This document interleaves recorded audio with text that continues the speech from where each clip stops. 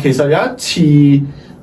我覺得好深刻嘅，就係我覺得點解要變或者係要行制度咧？就係當我去咗一個即係搬咗去大場嘅時候，咁嗰陣時夥計唔多，大概10個度。咁但係咧有一次嘅下晝啦，咁我翻到公司，咁突然之間即係其中我嘅夥計啦，就敲門，係老闆，我啲嘢想同你傾，咁傾啦，咁出去傾完點知原來佢哋係集體要求加人工，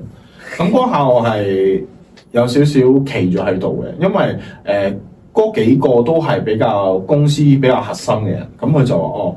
覺得公司可能而家已經搬咗大倉啦，規模大咗啦，佢就要求加人工。咁但係礙於嗰陣時候，我其實最尾都係有加到嘅，但係就冇佢哋加到嗰個幅度咁大啦。咁但係後尾我知道我自己係做，因為我讓步。咁後尾就係有個系統，總之一個好清晰嘅加薪條件，咁同埋就係